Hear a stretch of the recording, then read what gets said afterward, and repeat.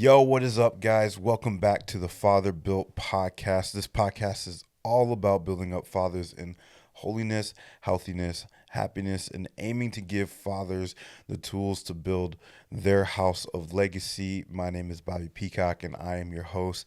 Now, in today's episode, we have another special guest. I've known this guy, I think for like 10 years, something like that. Maybe 7, somewhere around there. But this guy is a husband, a father. He is an entrepreneur. If you need anything built or anything done, this is your guy. He's been like a chef, I guess I've seen on social media, a musician, a hip hop artist. I would just say overall, jack of all trades. And lastly, I would say when I think of this guy, I think of an overcomer. So welcome to the podcast, George Clark.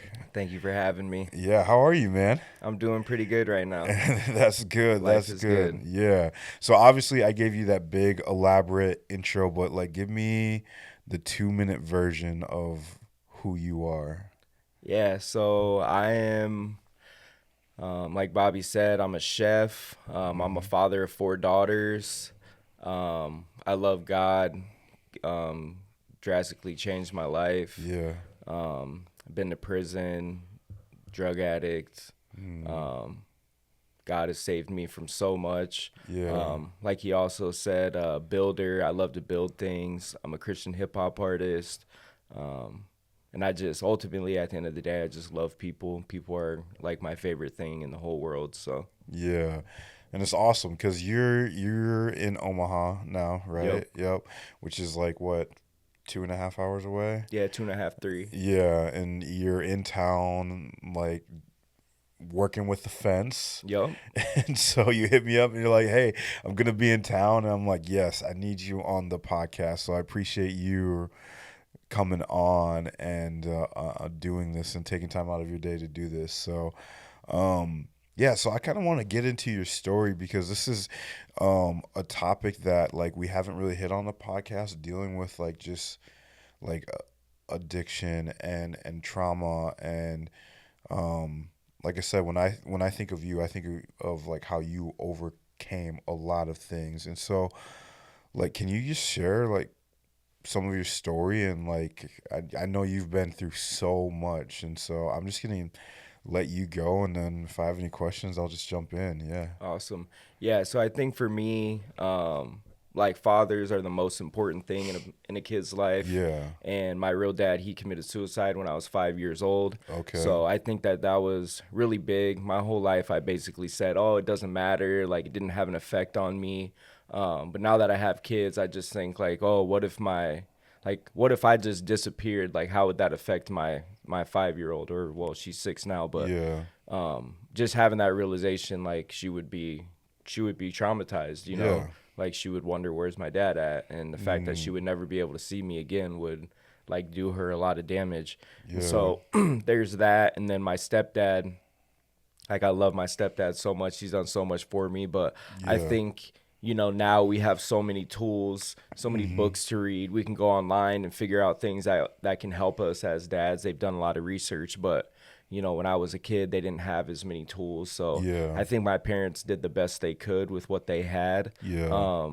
But just the fact of like, for me, it was like no matter what I did, there was always something wrong with it. So like I was just always looking for the approval of my dad. And the Yeah. fact that I felt like I never got it kind of sent me down this path of, well, I'm going to do anything I can to get the approval of somebody, you know, like if I'm not going to get it at home, I'm going to figure out how to get it somewhere else, you know? Yeah. So because of that, I started doing things that, you know, I started smoking weed when I was 15 years old. Like I was always a good kid. I was always respectful, helpful around the house and stuff like that. Yeah. But like imagine you're doing your best to be helpful, you know, and this is like a good lesson for dads. Like our kids, they really are trying their best. They really are trying to do like anything they can to like put a smile on our face. Like that's who kids are, you know? And when we continue to just point out the negative and tell them that it's not enough, I mean, that's crushing for a kid. Like, you're Yeah. trying your best, doing everything you can, Yep. and it's not good enough, you Yeah. know? And Mm-hmm. so, just not being built up as a kid, and Mm. started smoking weed when I was 15, started selling weed when I was like 17. And I realized, when I was selling drugs, basically everybody was my friend. So I was Mm. getting all the approval that I That you felt like I wanted. needed. Yeah. And so, one thing led to another, started, doing ecstasy, going to a lot of raves, Mm-hmm. started doing pain pills, got addicted to those. Ended up going to prison when I was 23 years old. Wow. I got pulled over with 3,000 ecstasy pills. Wow. Yeah, and so I was like already super strung out on pain Mm-hmm. pills in general. Yeah. And when I went to federal prison, they were like, "Oh, hey," like people could tell that I was like going through a withdrawal. Yeah. So they're like, "You can get heroin in here, right?" And I'm like, "What? You can?" So I'm already an addict. So, and I'm in prison. So I'm like Yeah. suffering and pain. I'm scared, like all Yep. these negative emotions. And I basically just want those emotions to go away. So I Yep. start shooting heroin, using Wow. needles in prison. Yeah, Yeah. it's pretty, pretty crazy to think about. Mm-hmm. But so I kind of went down that path, and I got out. And every time I would get out, I would, like, the first time I got out, I just basically went on the run right away because I Yeah. wanted to get high, Yep. which is, Mm-hmm. doesn't make any sense. Like, they're Yep. giving you an opportunity. But Yeah. and then I go back, and so my wife, she's my wife now. I met her 6 months before I ever went to prison. Okay. She basically wrote me the whole time. Yeah. And then the second time I got out, I had been clean for a while, and we lived together for 6 months. I Mm-hmm. had a job. To me, it felt like, I'm not selling weed. Yeah. I'm not doing anything illegal. I have a job. Like, Yep. I'm being successful, Yep. but still everybody's complaining about like certain things that I'm doing. Yeah. And so I'm always like hearing my dad basically tell me, "You're not good enough, you're not good enough, you're not good enough," not getting the approval of man, right? Which Yeah. obviously you fail yourself when you're looking for that approval. Yep.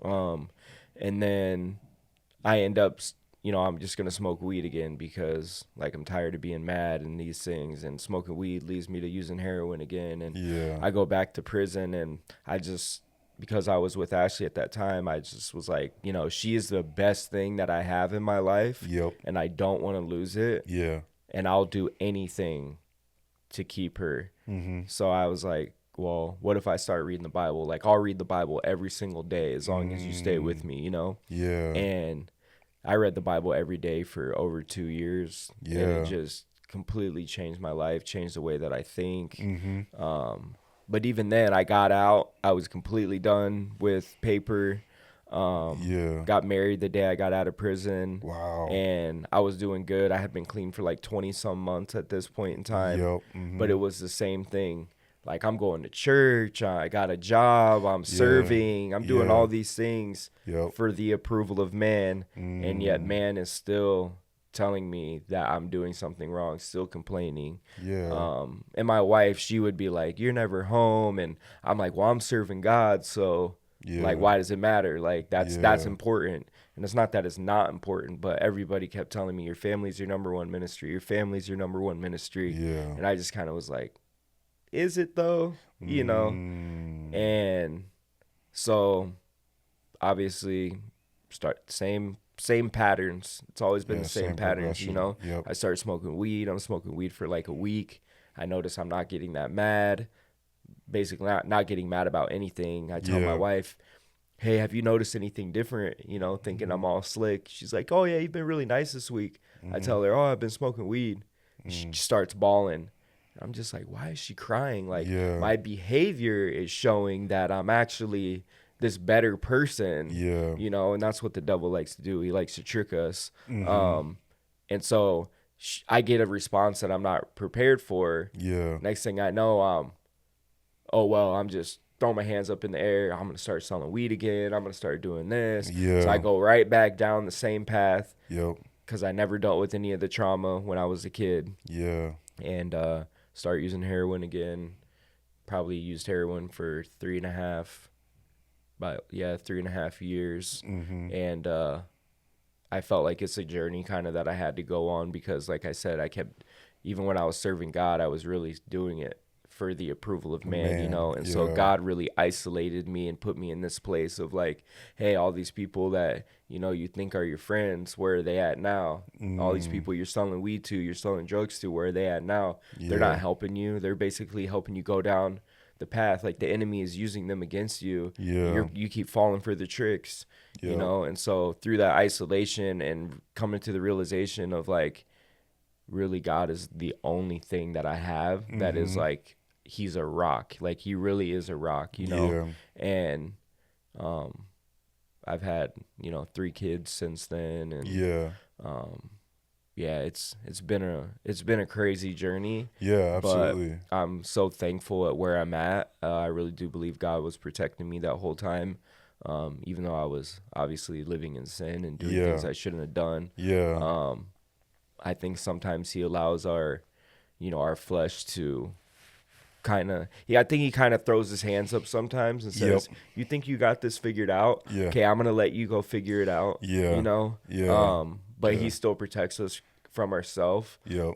because ultimately he knows what's going to teach us the things that we need to learn. Yeah. Um, Yeah. but yeah, crazy journey, man. Yeah. The way that I tell people is just like, we always use that saying of like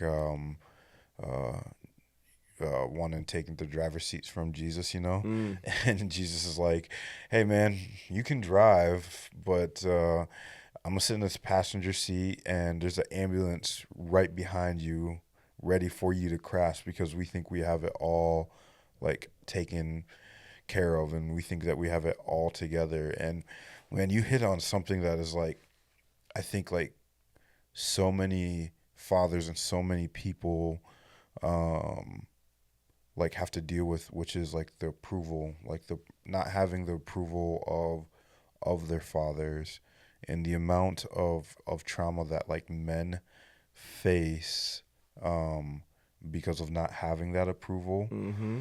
like is so real. So like what was like, do you feel that has healed, or are you still working through that, or like where you at with like seeking after approval and stuff? Yeah, so I definitely think that like I've forgiven my stepdad for Yeah. all the stuff. Mhm. Like, I love him. He's taught me so many great things. Yeah. Yep. And but there's still this voice, like, I notice with confrontation. Yep. um and so, like, anytime I've had a job, it's always been like the same thing. I'm working as hard as I can, Yep. but for some reason I'm not, like, I think I deserve to be like ahead of this other person because I feel like I Mm. know more than him. My work ethic's better. And people will like tell me something negative, but it's Yep. really not negative. It's just like a criticism of like, hey, maybe you could do this better. And I'll Yeah. like get all in my feelings, almost like Mhm. I'm hearing my dad tell me you're not good enough, even though that's not even what Mm. they're saying at all, Yeah. you know? And I notice I kind of run from, I don't want to say I run from confrontation because I'm not like a non-confrontational person, Yeah. but like, if I know a conversation's gonna be hard, Mhm. sometimes it takes me a while before I can actually like call the person because I'm like Mm. so worried that I'm gonna disappoint somebody, Yeah. So maybe there still is a A little little bit bit of of that. Yeah. and maybe, I mean, I'll never get over it. Who Yeah. knows? But Yeah. some things kind of are cemented when you've lived a certain way for a really long time. Yeah, for sure. Yeah. And so like how does that play as far as you said you have 4 girls, right? Yep. I feel like majority of the fathers that I've had on here have all been girl dads. So, but how does that play a role into how you parent? Yeah, so something that I noticed that I do, is I like, my daddy always had this expectation that was so high you could never reach it. Yeah. And Mhm. I think I kind of take on that model sometimes where I do have a Mm. really high expectation.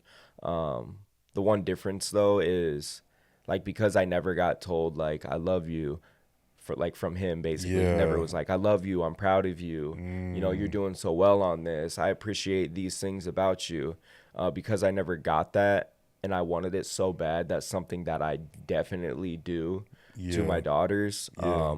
But I do notice the way that he used to like react to situations and stuff, and how he used to just like boom, he would just like Yeah. 0 to 10. Yeah. I still find myself doing that sometimes, Yeah. and Yeah. it's probably the thing I like dislike about myself the most. Like Mm, it's the most frustrating. Like knowing how I want to respond. yeah. Cause like I can be here and I can talk to you, or like I could be on a road trip and I'm Yeah. just thinking, and I'm like thinking about how much I love my family, how much they care about me, and Yeah. be like, this is the kind of person they deserve. They deserve somebody that can like talk to them like I'm talking to you right now, and Yeah. Yeah. can um be critical, but in a way that's like received, But I Mm-hmm. find myself always saying it in a way that can't be received the first Yeah. time, and having to Yeah. come back and say, you know what, I'm so sorry that I Yeah. said that. You should never be treated that way. Yeah. Really, this is what I was trying to say. Yeah. And it's like, that's good to be able to do that. Yeah. But I Mm-hmm. just yearn for the day that I can just say what I want to say the Yeah. first time, Mm-hmm. because I Yeah. think that that's so powerful for kids, Yeah. you know? Yeah. Absolutely. And I think it's like one, I think, first of all, I want to say thank you for just like being willing to come on here and tell your story, but also like with all the stuff that you're talking about, like you're being like super vulnerable, like you're putting like all your dirty laundry out there. But I think there's like so much to learn, and like I mean, like, and you know this, like as fathers, like we're not perfect. Like there's just so much stuff that like we have to face, that we have to go through. Um, but yet we want to strive for that perfection. We want to strive for like being like Jesus, because that's what we're called to do. But yet it is not easy, because I've been in those situations where um, like I'll try to communicate something to my son, but I don't communicate it correctly, or Mm-hmm. I say it wrong, or um, it's just I mess up. I remember there was one time, I think my son was 2. We just got done with like having like a super fun photo shoot, and it was like the only time that I yelled at my son, and I bawled like a little baby, because Mm-hmm. I'm just like, man, like I can't do that. Like that's not who I am. And my son deserves better. So I feel like we've all had moments like that. And so like when you are in a spot where like, okay, hey, I didn't communicate this correctly, like what is your thought process to make it correct?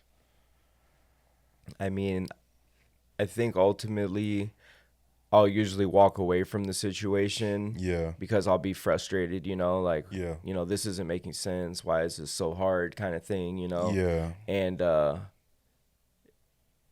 it's like I always realize as soon as I'm done saying what I'm trying to say, I always realize, you know what, you just failed so bad, because, like my wife and my kids, they don't really have to say anything. Their body language always just screams how they Yeah. really feel. Yeah. And so, and I'm a very, I don't know what you call it, but like you kind of feel what other people are feeling. Yep. Mhm. And so, like, just being able to have the discernment to see that, and then go into my room and just being like, dang God, I really messed that up. Can you please forgive me for that? Because Yeah. like my family deserves better. Yeah. And then, depending on who it is, I'll go and say, hey, you know what, this is what I was really trying to say. Yeah.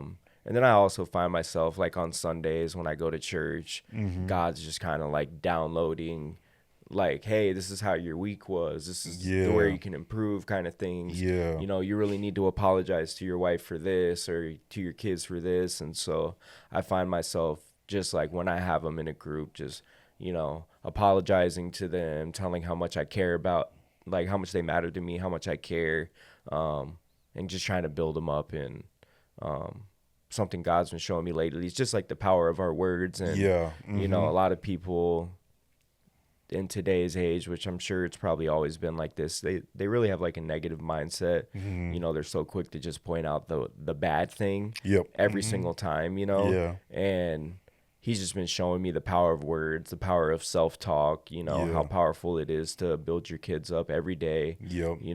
And as for fathers, like you can go months and nobody tell you anything positive. So if nobody is going to tell you anything positive, you have to do that for yourself, you know?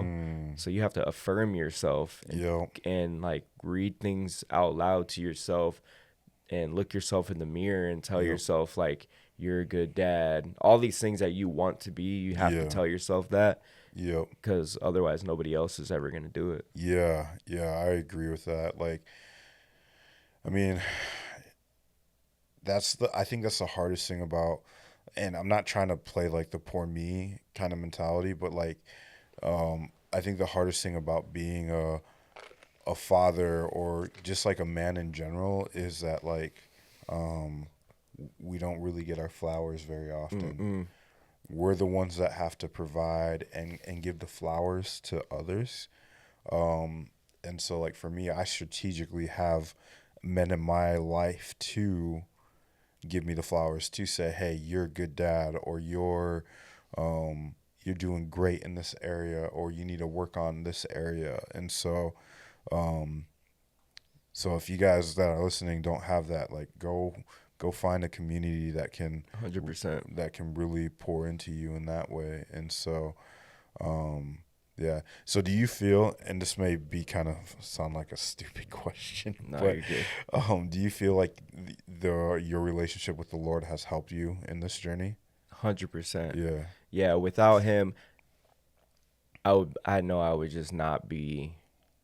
I'm not gonna say I wouldn't be a good dad, but Mm, you know, it's the constantly getting into the word, yeah. praying to God all the time, you know, Yeah. not just like this 1 minute, oh, I woke up, thanks God I'm alive, or oh, it's a meal time, it's time to pray. Like I'm talking like I'm in the car driving, like I'm talking to God, you know, I'm Yeah. working, I'm finding moments to talk to God. I'm in the store, I'm seeing people, I'm praying to God because, you know, there's all kinds of hurting people all around us, and Yeah. just trying to make every day this day where it's like, okay, God is with me. God is Yeah. for me. God has a Come purpose on. for me. How can I be used every single day?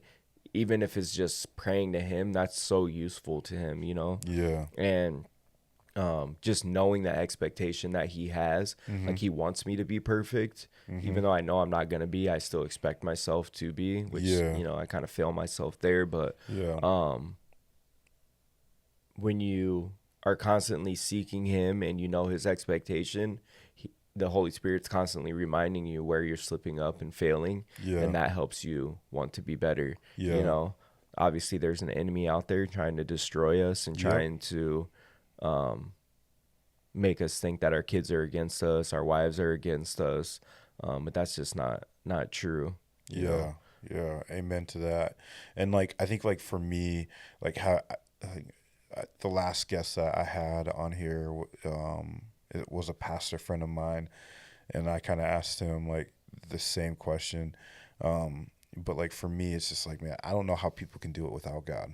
Right. Like, how do you live your life without God? And to me, it doesn't make sense. But for them, it Insanity, works. bro. For people, they make it work. But I'm just all like, but do you really make it work? You know? And it's like, cause it's our moral compass. It's like everything that we need. Like God is like He's our guide. You know? And I would be so lost without Him if like I didn't have Him in my life. I think that people that do it without God, they like how I would get frustrated, they would feel justified in that. Mm, Whereas God doesn't justify that. no. And He, then you realize, hey, I'm hurting people, instead of, oh, these people, they're not doing what I want them to do. yeah. And it's their fault. Yeah. You know, Yeah. it's not their fault. It's my fault. Yeah. However, how I respond and react, you know, that's on me. Yeah. Like somebody else's behavior shouldn't determine the way that I am acting, you know? Mm-hmm. Yeah, absolutely. That's so true because like I mean, like the Holy Spirit is meant to call us out on our bull crap, man. Mm-hmm. Like and it's cool because like what I'm hearing from you is that like I feel that like your discernment kicks in really really fast Yep. and you're able to correct that, and that's like very encouraging because I think there's so many men out there that would rather just not correct it and rather just let that pride and that arrogance and like you said, that justification of like, oh, I'm justified in this how I acted, but like us as believers are like, even if it was justifiable, we're always thinking like, hey, could I communicated that better? Could I've done this better? Could I've done this better? And so it's cool to hear that from you. And so, um, would you say that you have a pretty strong community behind you as well, or Yes, I have yeah, a very strong community. yeah? Yeah. And how important has that been, like in your life through your journey? Yeah, so at our church in Omaha, they have these things called purpose groups. Okay, It's yeah, basically like one leader, he's discipling three people. It's nice. based off of the model of Jesus, James, John, and Peter, Yeah, that's you know, dope. because that Yep. was kind of like his inner circle. Yep. And so the idea is kind of their discipleship program. You basically sign a covenant, you do it for 1 year. Yeah. You read the Bible every day, you meet every week with your group. And I mean, just in the past year, I've seen drastic Mm. changes, you know, just with um, like my relationship with my wife, my kids. They're Yeah. really intentional. Like they have these action items that you do. So every week you set out to accomplish certain things, you Mhm. know, and it might be things that you wouldn't normally just think of, you know, like Yeah. I might make sure I date my wife this week or make sure I Mm. date my kids this week or do something that somebody's not expecting, you know, do something for a random stranger, things like that. But having that group that can constantly challenge you, that you can be accountable to, but you have to be willing to be accountable, you know. You Yeah. could be in a group and you can kind of sit on the sidelines and say, oh, I have this deep dark thing over here, if I say it they're going to think differently about me. But when you Mhm. have real believers, it Yeah. doesn't matter what you say. You can talk about wickedness that Yeah. you've done, Yep. and if they're filled with the Spirit, they're going to be like, okay, well, you know, you're forgiven for that, Yep. how do we move past this? And they're Yep. going to help you move past that. Yeah. Yeah, it's crazy like cuz I've gone through um super hard things in my life, specifically like when I was like 27 when I was going through my divorce and stuff like that. Yo, And there's I would say there's a difference between people who are religious Christians and actual like Christians who are believers. mm-hmm. Um, because there was some stuff that I had to confess, and I remember confessing it, and the pastor was like okay, like we're gonna get through this, you Yep, know. Where there were other people that are like, nah, we're just gonna walk away, it's you crazy. know. And it's just like, man, it's and so for you to have that community where you can say, man, here's stuff that I'm going through, and there's that non judgment, but yet that like they can come and say, okay, hey, let's get through this together. Like, let's walk in this together. That's important. 100%. Yeah. Having people pray for you, that's Yeah. huge. You Mm. know, I think I'm alive today because people were praying for me. Oh, You know, I have 100%. many friends that aren't here. You know, Yeah. just look at the people that were around them, their parents. Mm-hmm. Like, Yeah. I don't think anybody was praying for them, you Yeah. know? Yeah. This is confession time for me. I feel like, and I don't know if you know this, but man, I remember multiple times being in like prayer circles with like Sarah and Bryce. Like, so Sarah and Bryce Bettinger are a couple of our friends, and we would be praying for you, you know, like, because I know there was some moments where, um, you know, the addiction, you know, brought its ugly head around and stuff. Mm-hmm. And I just remember hearing from Sarah and just saying, hey, like, we just need to take some time to pray for George and stuff. And so, Thank like, you, bro, yeah, like, so much. I equate it this way, and I don't say it because of like, oh man, this is what I did, but like I equate it this way is like, especially as men, like we never know like who's in our corner. Like there are people that are like in the game with us that are literally playing the game with us, and then there are people who are like on the sideline that we'll see like maybe like once or twice a year or once a month, and then there are people who are in the stands that are just kind of just like watching us, and then there's the people that are at home that are watching us play the game of life on TV or whatever that are like the prayer warriors. And Mm-hmm.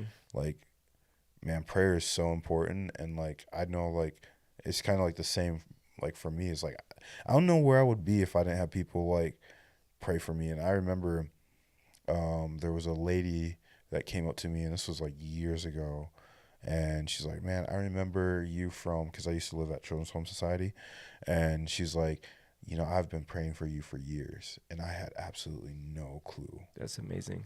And it's like, man, like the power of prayer, 100%. Yeah. And so going back to the community thing, um, like I think that's cool that you guys like base it off of like Jesus's inner three. And so is that just like a 1 year thing, or do you guys like continue on through until Yeah, someone moves, or what does that look like? it's a multiplication thing. Yeah.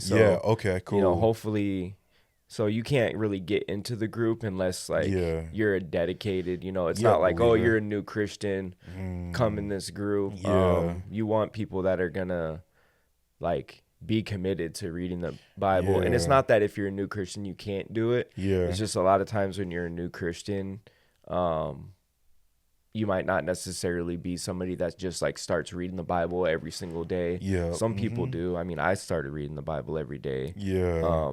But it's just about being discipled, and then after the year, hopefully you start your own group.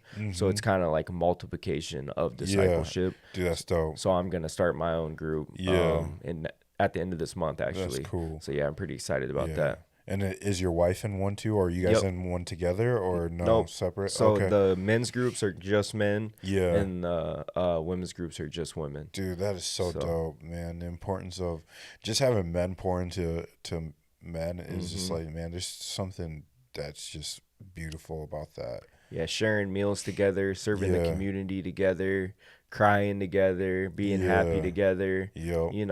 hanging out, creating relationships. Yeah. It's a pretty cool thing. Yeah. So I don't know if I asked this. I might have asked this, but do you feel like that has helped you? Yes, it's helped me a ton. Yeah. 100%. Yeah. Yep. Yeah. That's good. Yeah. Cause like I think people on the podcast know this, but like my view of friendships like changed in, I think it was 2022, 2021, 2022-ish, where I had a lot of people walking out of my life, that and very few people were walking in my life. And I wouldn't say like I'm like super popular or like well known, but like people know like who I am.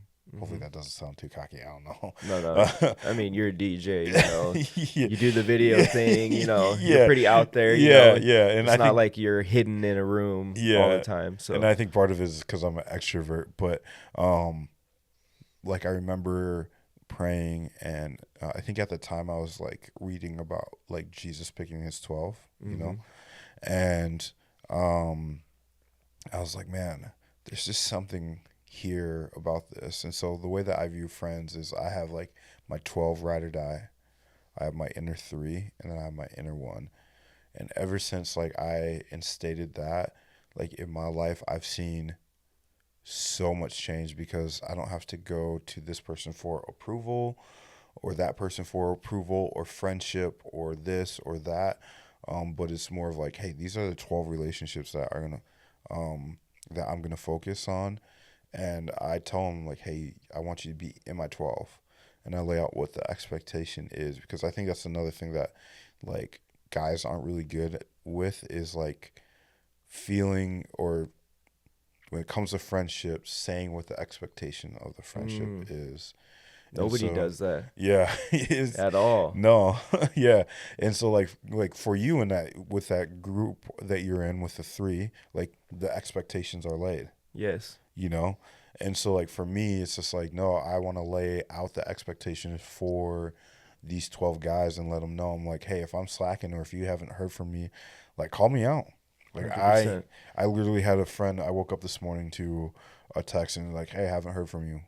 I'm like, okay, I got to get back to that because he's part Right. of my 12, And so, yeah, man. There was something else I was going to ask you about. So you're a girl dad.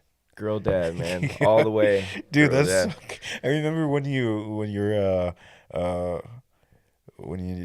announced on Facebook or the socials that you guys were pregnant again. I'm like, I wonder if it's gonna be another girl. I know. And Yeah. I wanted the first two that I had that were my own, because Yeah. my oldest daughter, she's my stepdaughter. Yeah, for Been sure. her dad since she was 5, so I'm Okay. her dad. But Yeah, for sure. I remember with the first two that I had of my own, I wanted a boy so bad. I wanted a Yeah. boy, you know. Yeah. Second time was just straight walked out when all the nurse and my wife started laughing because it was a girl. I'm Yeah. like, oh, Yeah. this is funny, huh? So I just leave. Yeah, crazy. Yeah. And this time I was just thinking like maybe it would be better to just have another girl. You Yeah. know, like we're Yeah. so used to it. We Yep. know what it's like.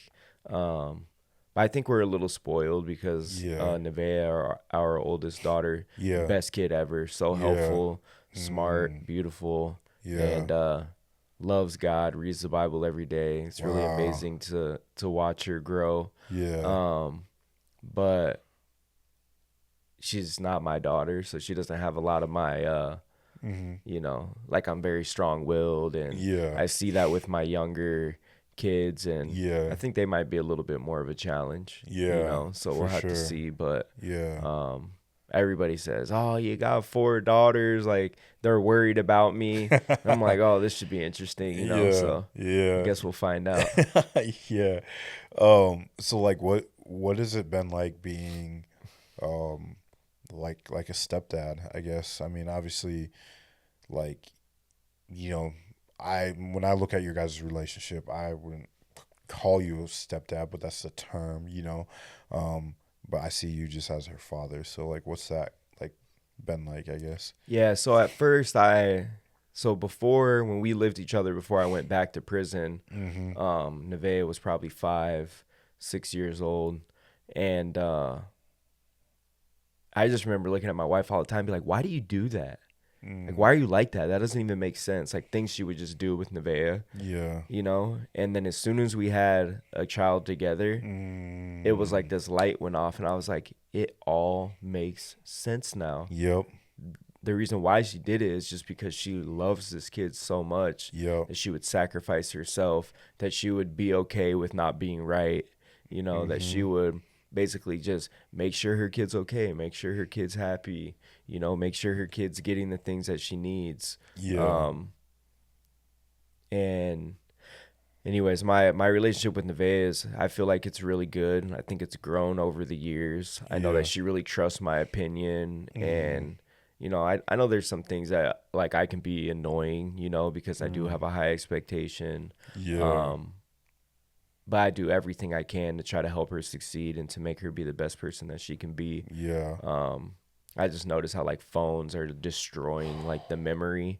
You know what I'm saying? So like For her memory real. is not the best. So I try to institute things that can help her remember, you know, like she's got a checklist for her chores, you Yeah. know, and so like here's a little trick. If you want your kids to start reading the Bible, Mm-hmm. you know, you basically say, "Hey, I'll give you $10 a week if Mm-hmm. you read the Bible every day." Yeah. You know, and if your kids eat breakfast every day, just make them read it while they're eating breakfast, Breakfast. Yeah. and like it becomes a habit, Yeah. and then eventually you don't even have to pay them to read the Yeah. Bible. Yep. You know, and so like that's kind of what we did with her. We started with, you know, we'll have you read the Bible. I'll give you $10. We'll have you do the dishes. Started with little chores. Then it kind of turned into like a checklist. Yeah. Here, you do these certain things every day, these things you do every week, you Yeah. know. So like every day would be like the dishes, you know, read the Bible, check the trash. You know, the trash goes out like a couple times a week. Yeah. Um, and then it just makes it so I don't have to be, hey, did you do this? Hey, go do this. Hey, go do this. It puts the responsibility on her. Yep. She checks it off. All I got to do is go check to make sure the list that she checked it off, you Yeah. know, and I can go check to see if it's been done. And if it hasn't, then we can have a conversation. But the Yeah. last thing our kids want is for us to be harping on them all the time, Yeah. looking over their shoulder, making sure they're doing what they're doing. Like, to get the most out of your kid, you want to hand the responsibility over to them and give them the opportunity to do it, Yep. and then have a reward at the end of it. Hey, this is the thing I'm working towards. Yeah. You know, Yeah. That's so it's really good. is a good. It's been a really good system for us at Yeah. least. So Yeah, absolutely. And the other part too is that you're teaching them responsibility as well. hmm So like when they go out and get their first job, or when yeah, they go out to college, they have these habits that are being built as hmm well. That's dope. You talked about phones uh and memory. Like, let's dive into that, because um My son is 6, and his mom got him a phone, and we talked about it and stuff, and um, She's wilding.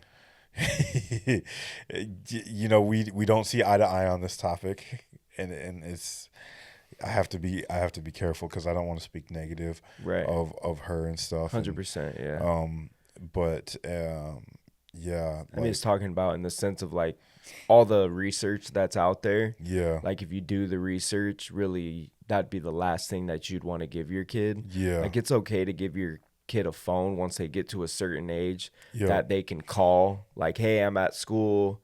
I need a ride. I'm here. Or, we're done with sports. Or, hey, I'm going to go to my friend's house. Now, when I want to get picked up, I have a phone that I can call you. It's not even a necessity necessarily, but yeah, it is helpful at certain things. But when we give the smartphone out and like, there's so many things that are these short term like engagements. So like when you read a text message, you read it that fast. yep, When you send a text message, you do it that fast. mm-hmm, When you have a conversation, you're for 30 minutes, you're talking, you're having to listen and hold on to information, and you're engaged for a really long time.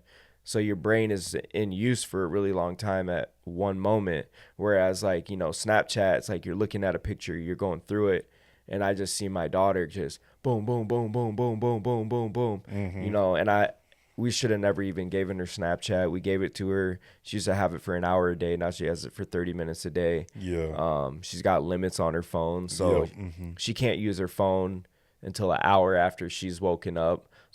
So it's like during the summer, I know that she wakes up around like 9, 10 at the latest, so she can't use it till 11. yeah, That way she like reads the Bible and does some things that are helpful, yeah, and you're not just like engaging your brain in a dopamine rush first thing, because then it's going to affect the rest of your day. yeah, And also she can't use her phone an hour before bed, yep, yeah, so that helps her get sleep. yeah, I would just encourage any dad to do the research though. yeah, There's huh, so much research out there. You're not a bad dad because like you care about your kid and you're doing the hard thing. yeah, Like, every kid is going to say, well, my friend's this, my friend's that, and they're going to feel left out. There's this whole society that's like, the validation economy, mm, the fear of missing out, mm, and these things, they're not even real. yeah. They're just created in the mind. Yeah. So for the people who are listening that don't know, what is like validation? Would you say Validation validation economy? economy. Yeah. Yeah. So like the whole thing about social media, um, is so that people will validate. Yeah. Like, you get a like, somebody's validating that they like something about you. And Yeah. when you're young, like, you don't really know how to process that. Yep. Like, it feels good. And Mm-hmm. because it feels good, you'll run back to that over and over and over and over. Yeah. And it's like what they've done with the phones, and it's a drug. Like, it's more addicting than like heroin, Yeah. cocaine, Yeah. and it's so socially acceptable. Mm-hmm. That's the hard thing. Yeah. And so when you give your kids something that they get addicted to, that they start having tantrums and throwing fits and having behavioral issues, and like I've seen it. I'm in the store and the kid has a phone and the parent takes the phone and the kid just starts screaming like bloody murder, Yeah. and it's because like their brain cannot handle that. Yep. Our kids need to be outside playing, having friends, building relationships, not being alone in their room, not hanging out with people.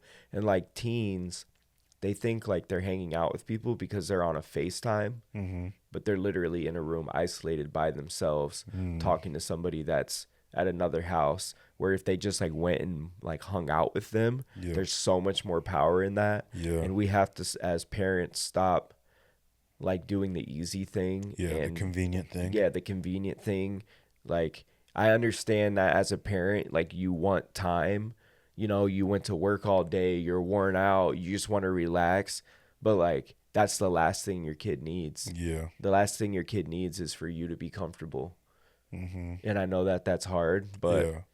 you know, and I'm preaching to myself too. You know what I Yeah, mean? Like, yeah, for there's real. days where I get home and I'm like, oh, I woke up at 4 o'clock. I went and worked one job, and then I went and did a whole fence outside, and it was 98 degrees. And now Hmm. I'm home, and all I want to do is sit on the couch. But like, my wife needs help getting the kids ready, or Yep. you know, I need to cook dinner because I Yeah. took that responsibility over to make it easier for my wife, and just like we got to sacrifice ourselves. That's literally the whole point of the Hmm. gospel, sacrifice. Yeah. You know what I mean? Yeah. And that's what we have to do, That's so good. because when we do that, I promise our kids will become the most amazing people. Yeah. But when we do the convenient thing, we allow everybody but us to feed them information. Dude, that's a bar, bro. When we do the convenient thing, we allow everybody else to feed them, but Information. us to feed them the Yeah, and to information. guide them and to teach them, you know? Yeah. That is so true. Like I think like for me, like when it comes to the phone, it's like I've done some research and like the dopamine levels and the dopamine hits and stuff like that, and what that does to your brain. And um, I think like it's hard, especially like with co-parenting and trying to figure out like, okay, what battles do you have to fight versus which ones you um are like, okay, whatever.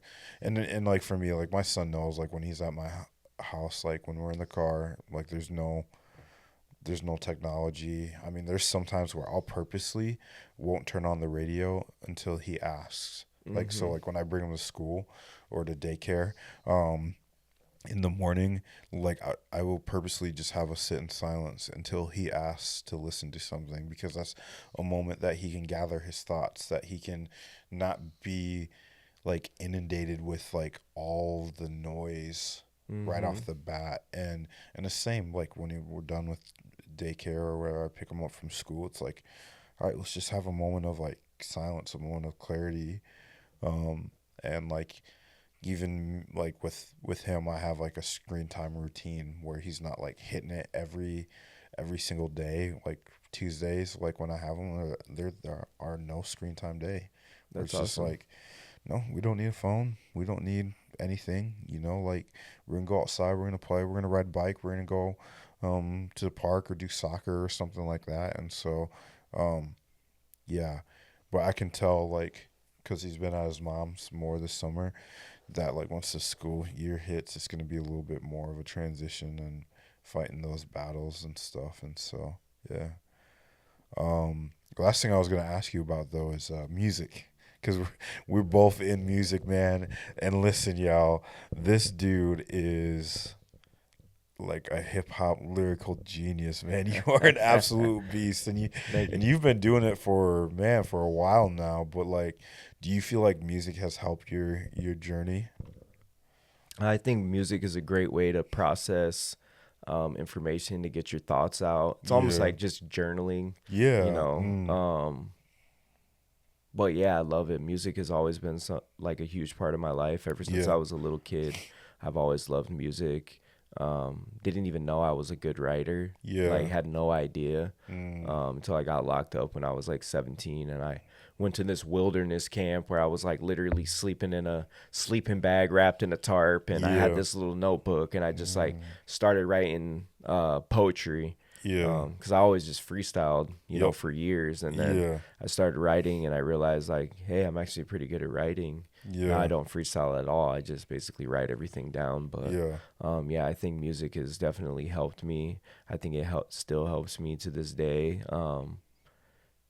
Yeah, it's something that every single day, like I have headphones in my head, you know. Yeah. Yeah. Um, So are you like listening to any certain artists right now or anything, or? certain artists right now, I love Forrest Frank. Yeah. Mhm. He's like, I've been on him probably for a year and a half, and Yeah. I just think he's super talented. Yep. Holvey, I really like Holvey. Yeah. Ty Brazel. Yep. Um, Man, there's so many good artists out there right Yeah. now. I do listen to a lot of electronic music, Yeah. so that EDM. might sound a little crazy, Dude, but I love EDM, man. me too. It's just Yeah. so great. Yeah. Social Club, I've always Yep. loved Social Club. There's this guy that KD works with. His name's Breno, Okay. and he's so good. He's Oh so yeah, yeah, good. yeah, yeah, Yeah, yeah, he's just getting better and better as time goes on. So yeah, it's been really cool to see him grow and to see his platform grow. And yeah, I think God has really big things planned for him. So yeah, um, yeah, yeah. Katie's also working with this kid Taylor Wells. Okay. He's like 18 years old, Yeah, and yeah, he's been coming out with some really good music as well. yeah, I think there's so many talented people out there. yeah, Um, yeah. So for when you say Katie, because people don't know who Katie is, who is he? I know who he K is though. Diamond, Kate huh? Diamond. Yeah, Yeah, Kenneth. Yeah, yeah, he's a great dude. He's a music producer, um, father, husband, yeah, loves the Lord, inspiration, football player. yeah. Um, really, really good producer though. He's had #1 hit with Rick Ross. Yep. He's done a lot of great things, and he's the one that makes beats for me and produces my stuff. Your So, stuff. Yeah. yo, That's dope, man. Yeah, you've always been a beast of an artist, and it's been cool to even watch your journey because I've been seeing you put out more stuff. Like, do you have like a single or something coming out or?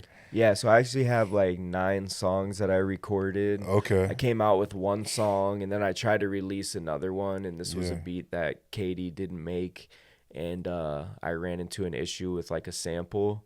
So I got kind of sad Uh. about that because I had a bunch of Yeah. content made for it. But Yeah. I just talked to Katie, I think yesterday, 2 days ago, Yeah. and just talked about like what we're gonna do moving forward. So I'm gonna have him start making all my beats, Yeah. and I think that'll be really good. So Yeah.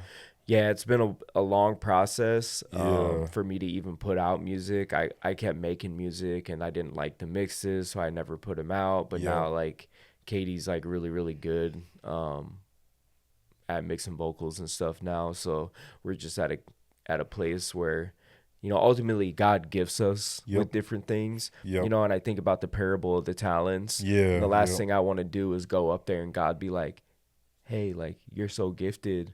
Like look at what I gave you. Yep. You literally did nothing with it. Like Yeah. what's up with that, Yeah. So that's what's been really cool about going down to Omaha. I've been able to rap at church a Yeah. couple weekends so far. Yeah. They make all their own music, so I'll like write a verse to something that Yep. they got and be able to rap that up there. And Yeah. my wife's been singing too, so hopefully we can do some songs together. I think that would be really Dude, cool. that's So dope, man. Yeah. because even if it helps one person, Yep. you know what I'm saying? Like it doesn't have to help millions of people. If it Yep. can help one person, I mean, Yeah. that's worth it to God, I feel like. So Yeah.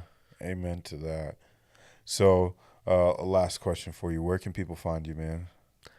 Geos Music. So Geos GEOS.music. Yeah.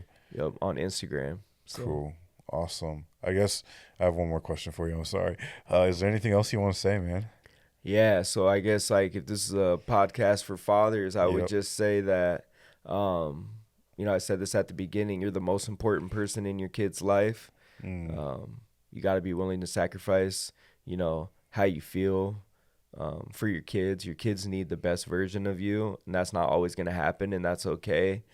But just being able to ask for forgiveness, because your kids need to learn that it's okay to make mistakes. When you make mistakes, you pick yourself up, you apologize if it needs to be apologized, and you try to problem solve and figure out a way to be better.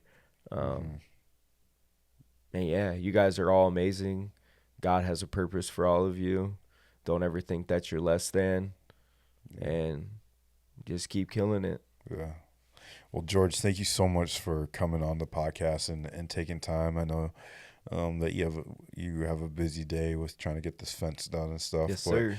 But man, thank you so much for coming in and sharing your story and being vulnerable, man. And like I said, like when I think of you, I think of a overcomer. I think of someone who like God's not done with, and like he has his hand on you, and like I mean, I want to let you know that you're an absolute amazing father. You're an amazing husband, and like God is doing so many cool things in your life, and it's been cool to see it more from like the sideline / at home watching your life unfold, and even to play a small part with prayer and stuff like that. And so, um, yeah, so I'm so proud of you as a brother, man, Thank you.